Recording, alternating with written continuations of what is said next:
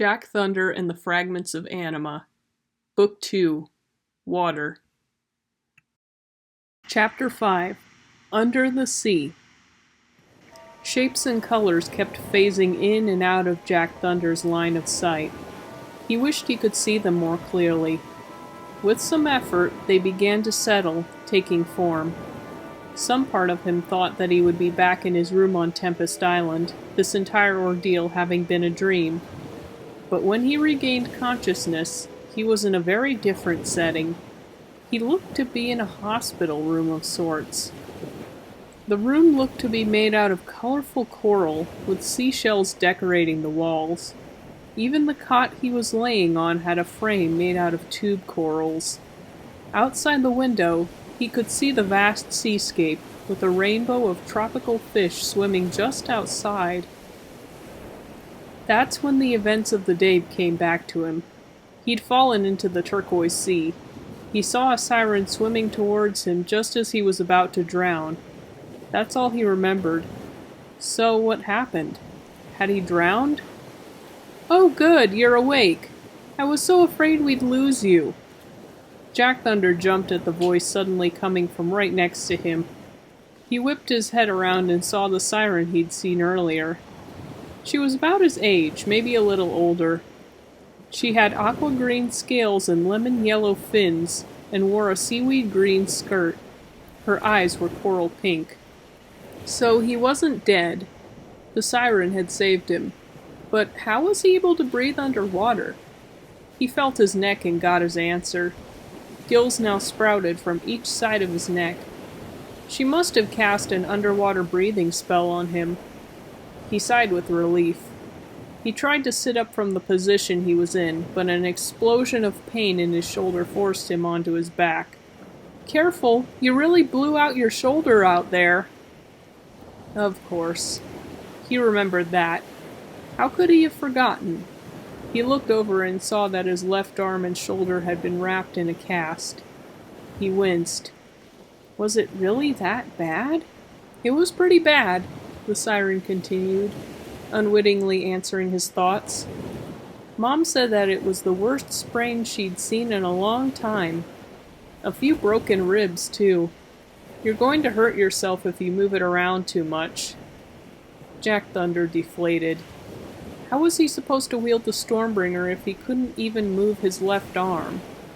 His thoughts were still completely exhausted from before. He stared out the window, trying in vain to think of a solution. He turned back to the siren. How long did they say it'll take?" His voice cracked like it hadn't been used in ages. "I don't know. Probably a few weeks." "Even with healing spells?" She nodded. "What you got hit with wasn't just normal everyday magic. The doctors detected traces of null magic in your bloodstream. It won't kill you, but it does make it harder for you to heal. So even with our best healing spells, it's going to take longer than usual." Just his luck. He flopped onto the cot, letting out a long, drawn-out sigh. He turned to the siren. "Hey, thanks for saving me out there." "Don't worry about it." "What's your name?"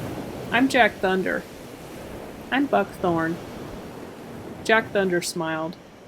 Buckthorn. That was a very unique name.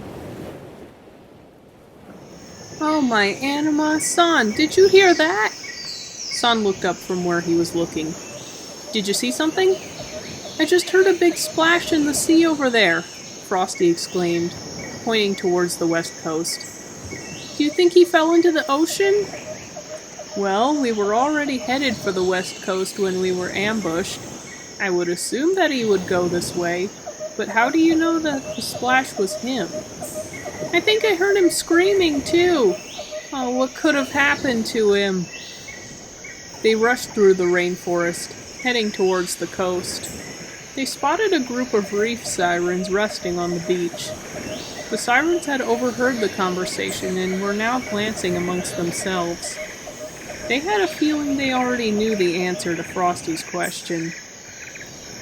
"Have you seen any sign of my brother?" He's a storm gremlin with a huge trident-shaped staff, Frosty asked them. A pink-scaled siren with red fins spoke up. Does he wear a dark green jumpsuit? Frosty nodded frantically. Razor chirped in confirmation. We just passed by him. He looked like he was drowning. Buckthorn rescued him, but I'm not sure where she took him. Probably to the hospital is my guess. The hospital?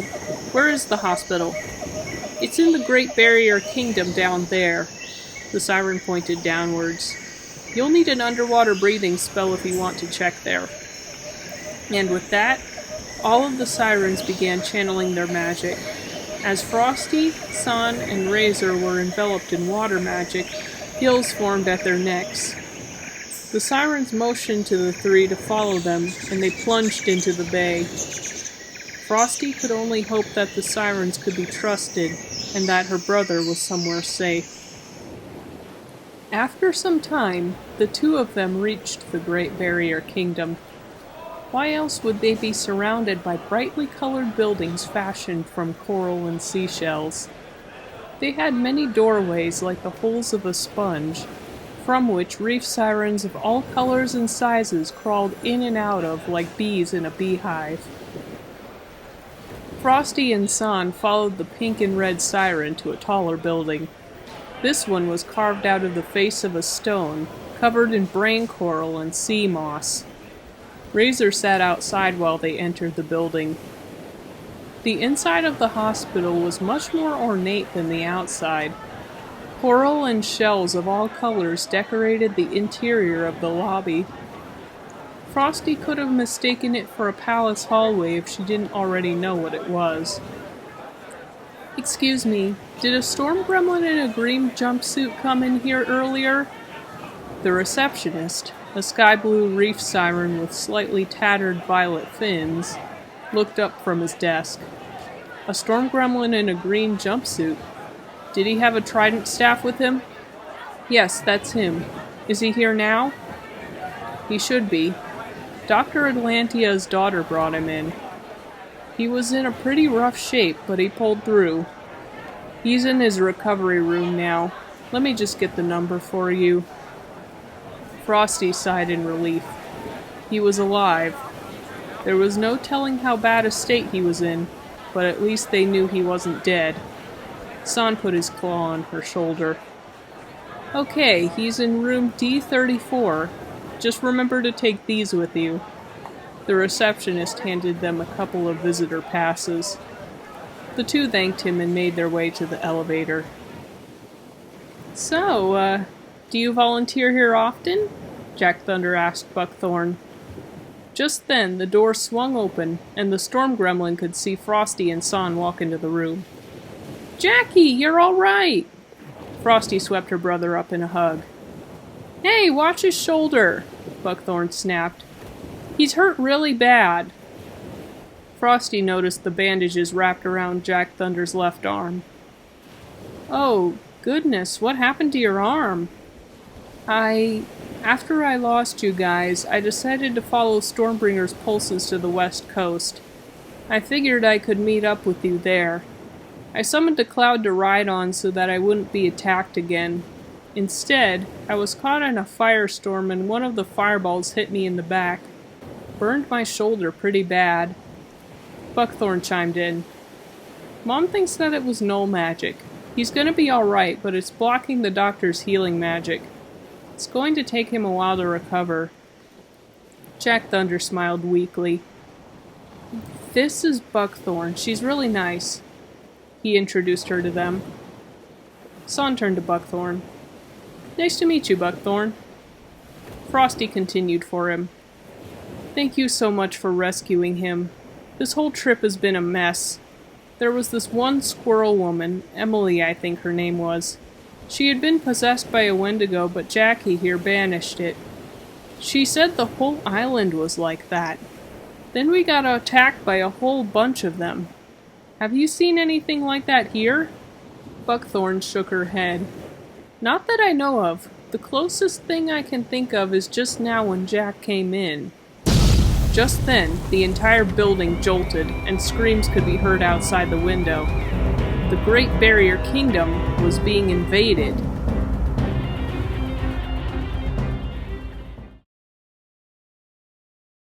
Hi there, I hope you enjoyed the video. If you would like more from our friend Jack Thunder, you can check out my new book series, Jack Thunder and the Fragments of Anima, on Amazon using the link in the description. Or you can head on over to my Teespring and grab a few things from my shop. And please like, comment, share, and subscribe for more content every week. Thank you for watching.